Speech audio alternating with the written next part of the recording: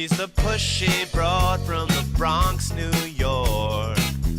Follow her voice, a straight dog is nice. She's the pushy broad from the Bronx, oh yeah. Don't be surprised if you wanna listen twice. Make decisions, find the right choice. Know yourself better, find your own voice. It's okay if you need help today, cause everybody needs a little push. From the pushy broad from the Bronx, New York.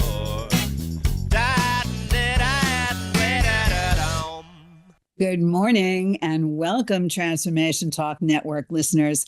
My name is Ellen Stewart and I am the pushy broad from the Bronx. Welcome to my show, Recovery Recharged, where we share advice and support from experts in addiction, recovery, and life. And I want to talk about a topic that we really focus on in recovery, and that is resilience. How do you find your resilience? What obstacles are you facing personally and professionally, which will lead you to summon up resilience in ways that you never thought of before? I brought an expert on today to show us how to find our resilience, and she comes with personal and professional experience. I want to introduce to you resilience coach, mindset coach, Sally Allen. And let me tell you a little bit about Sally and why she's here today. She is an International Coaching Federation certified coach and also a John Maxwell coach. She's an author, a podcaster, and a resilience speaker. We're going to hear a little bit about her personal story as she inspires people to believe in themselves and lead empowered lives. She also talks about her journey and gives us an idea that women can rise above any challenge. Her passion for empowerment has led her to globally volunteer with organizations that specifically support women's empowerment. You're going to be able to find Sally Allen on Spotify, Instagram, YouTube, and TikTok, and she's going to tell you where to find her. And the Pushy Broad from the Bronx, Recovery Recharged, is proud to introduce our guest today, Sally Allen. Good morning, Sally. How are you? Good morning. I am fine. Thank you. And thank you so much for having me here. I am honored to be here. You are welcome. I kind of want to get right into it. All right. And I want you to be as candid and as open and honest as you would like to be to share with us. Let's start with what inspired you to become a mindset coach? And can you tell us first what you mean by mindset? Yes, absolutely. So let's start with mindset. Mindset is basically, I call it conscious hacking, unconscious hacking. It's half of the times we live in our subconscious mind, 90% of the times, and 5% of the times we live in our conscious mind. So if we were to get into our conscious mind more, then we will have more fruitful lives. The reason why I got into this is because it changed my life and it made me who I am today. Ellen, I won't be who I am today if I hadn't changed my mindset. I understand. So tell me, because of that, how your personal journey shaped that decision. My personal journey, I was thrown in an arranged marriage at 17, and it was very abusive. And I needed to get out of it. When my son was 4 years old, I had an epiphany that he was my protector, and I needed to get out of that marriage. And I did it one day when I saw my son was thrown across the room. It was my first resilient thought. I had never, up until I was 21 years old when I had my first resilient thought, I have to stand up for this little boy, and I have to stand up for myself, because if I don't, I'll always be living in this bondage that I was.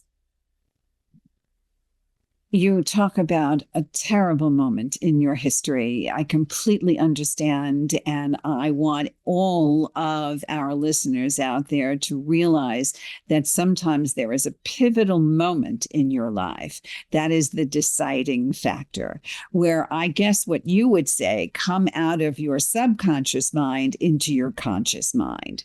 So then what did you do? I was lying on the floor being strangled. I was almost passing out when I saw he was thrown across the room. And I saw the look in his eyes, and it changed. That pivotal moment changed my life. I made a decision then that I would run away. That's one. But two, I am going to be resilient and no one will do this to me again. So I planned it out. I had to come back into my conscious mind, say, I go to default as I'm a victim and this is my life. I had to come out of that and say, I'm not a victim. This can't be my life. I can't be better. And I had to take action. Action is the most important thing we will do to build our resiliency, Ellen. When we plan together, set goals, and take action. And I did that to run away. And I did 6 months later.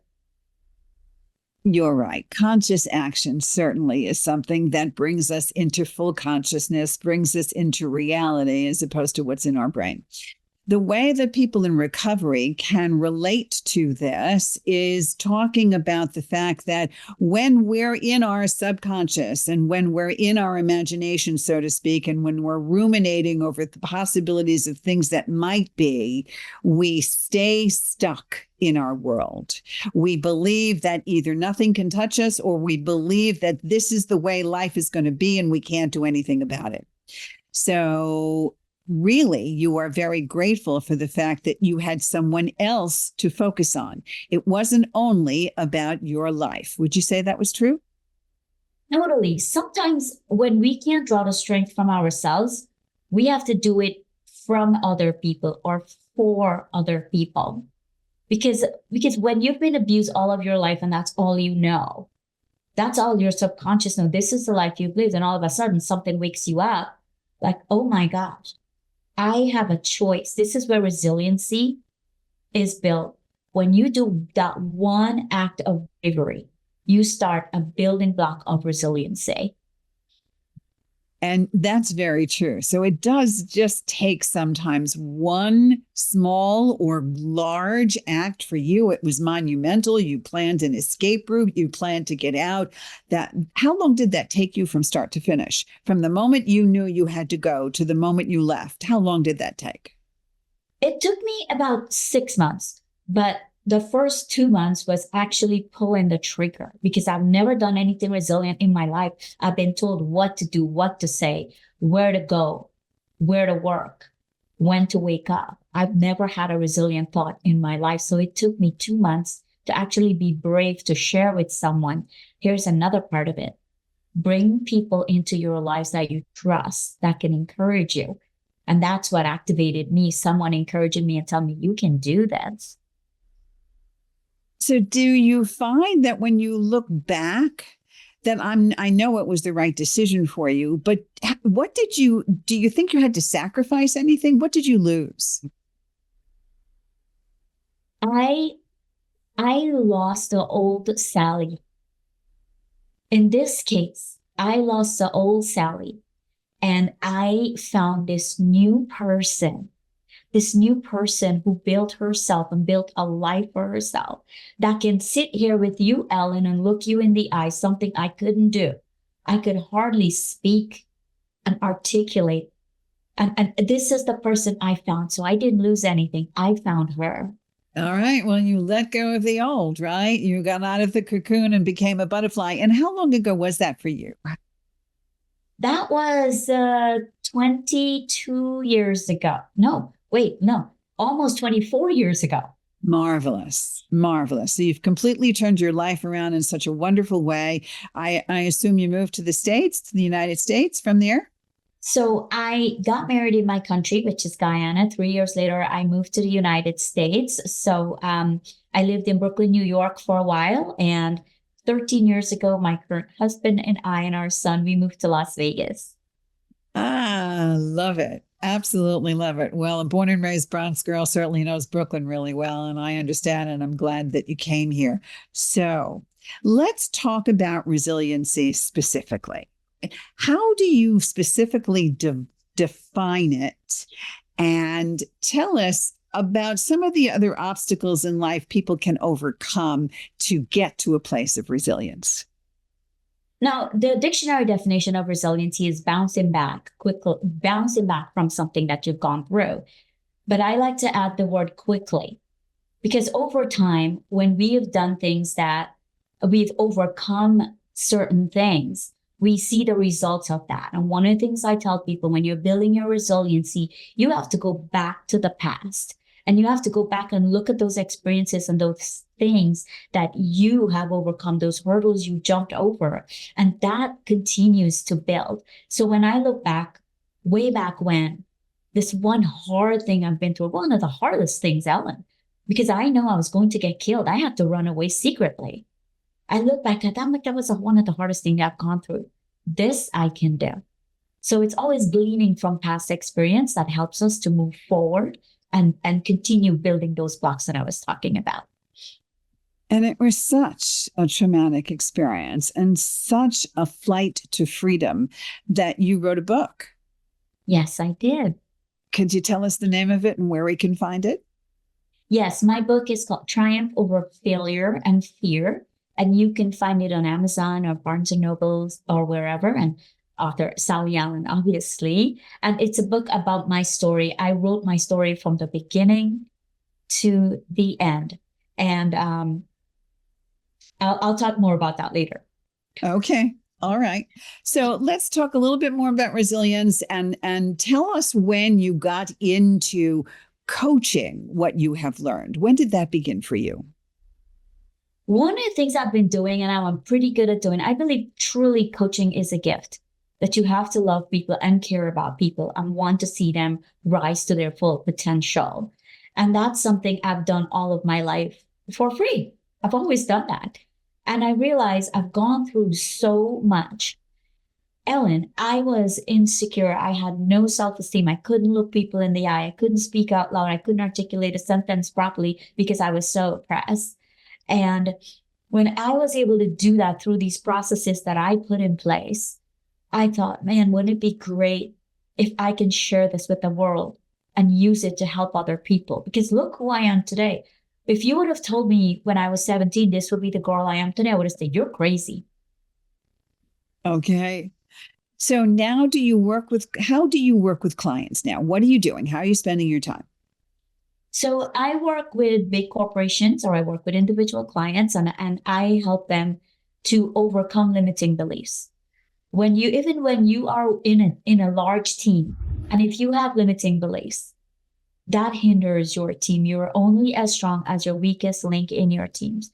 I also help. Limiting beliefs brings with it lack of self-confidence. It brings imposter syndrome. It brings not being able to articulate what you want to say because you're so nervous. So I work with teams with conversation skills. I work with them to understand each other. I work with teams like, hey, building trust. I always tell teams, trust is the building block and the foundation of how they operate. So I use all those modalities to help managers and leaders build high performance teams. Well, in addition to that, tell us about how you think self-compassion plays into the role of developing resilience and how you help people cultivate that. How do you help them care for themselves? I think a lot of times we are our hardest critic. Like we are so hard on ourselves. And I look back, I don't do this anymore, but I won't speak to my friends the way I speak to myself, Ellen. And I think that's so important that we are kind to us and we can go through, if I am going through something harsh, look at it from not a judgment standpoint, because I would look at it from a judgment standpoint before. Personally, I would say, Sally, that's so stupid. Like you're an idiot. You did this. I look at it now from a standpoint, this happened.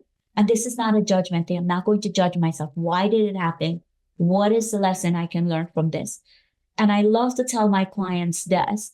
You have to give yourself grace. We are not perfect human beings. We tell our friends all the time, hey, give yourself grace. So we have to give ourselves grace and practice self-compassion. And when we learn to be kind to us, we understand how it is, and we learn to be kinder to other people. If someone wanted to work with you, how would they find you? So you can go to my website at sallyallencoaching.com. And there is an information sheet there you can fill out, or you can reach me at Sally@sallyallencoaching.com. Are your clients virtual or are they one-on-one in-person appointments? So most of my clients are virtual because I coach from the East Coast to the West Coast and everywhere in between. But I also have clients that in the Valley here in Las Vegas that I would drive to because one of the things I'm good at doing is mediation coaching and conflict coaching.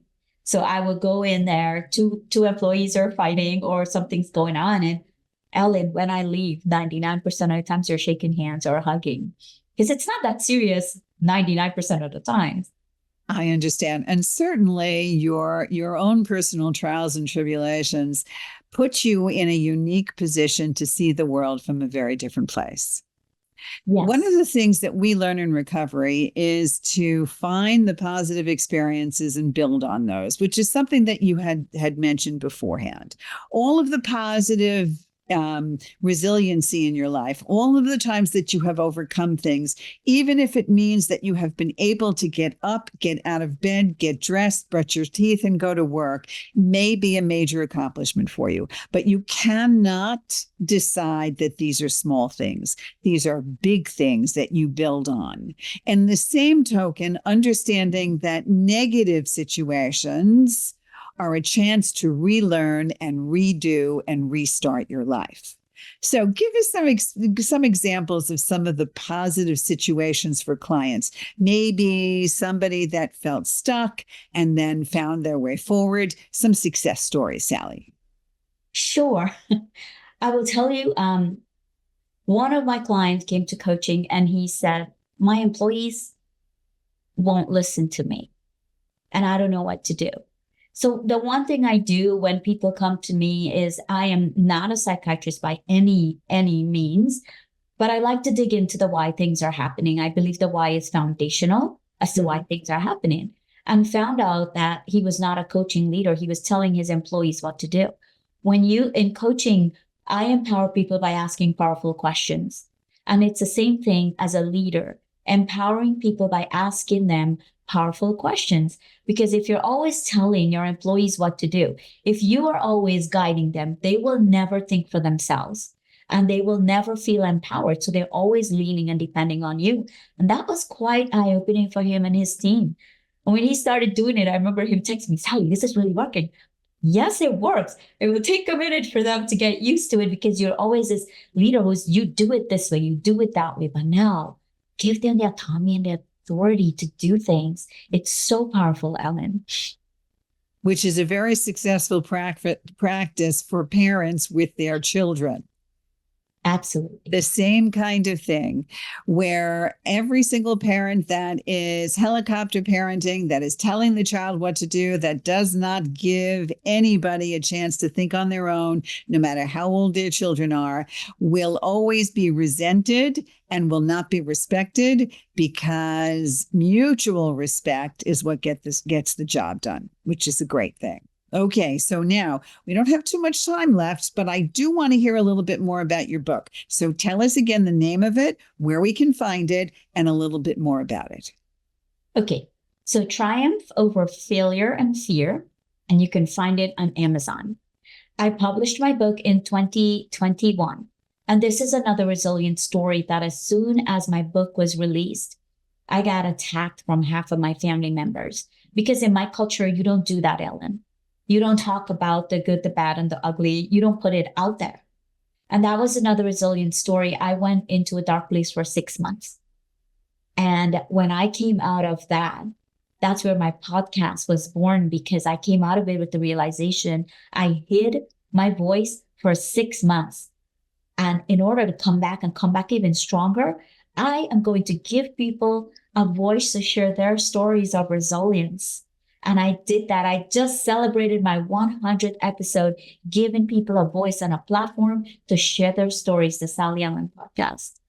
Congratulations. That's absolutely wonderful. So I know a lot of us want to know, are you reunited with some family members, or are those ties severed? Those ties are still severed, and it had to be severed for now. Sometimes we need to know when to let go. And it's okay if it's family members. A lot of times we think that because of blood, we have to hold on. And in order for us to grow and be resilient, sometimes there are some things we have to let go, and they're not the things we believe at times that we have to let go. So I know when to let go, and I know when to come back. These are major principles in recovery, which is why I knew that bringing you on today is something that our recovery listeners can get behind and relate to. Many of them are suffering with trauma in any shape, manner, or form. And that means standing up, being resilient, saying no more, and not retreating and not isolating into substance abuse or things that would hurt themselves. You decided to take the step forward and go past that and go into a situation that made you stronger. So, I want you to tell us again a little bit about that podcast of yours and the kinds of stories that you're getting on air. Oh, there have been so many stories. My first one was a CEO who went from total drug addiction, had no hope, to now CEO of a women's recovery program. I've had politicians on there, like I've had Congresswoman Susie Lee, I've had UFC fighters, but what they're doing is that they're sharing their adversity and what they've been through and how they have come out the other side of it. So my podcast is open to a plethora of stories. So if you're interested, just reach out to me. You have my email, sally@sallyallencoaching.com. I'd love to hear your story and see if you're a fit for my podcast. Sally Allen, Allen, Sally Allen podcast on Spotify. Where else are you? I'm on Spotify. I'm on all the podcast platform. I'm also on Instagram, Sally Allen Podcast. And you do some YouTube as well. Is that your podcast that you broadcast on YouTube? Yes, it is. It is my podcast that I broadcast on YouTube. All right. So what else do you think is important for clients to know about, especially women and empowerment? Let's just address that for a minute, because I know that's something that you love to do. So let's give a message to our women out there about how resiliency can truly help empower them.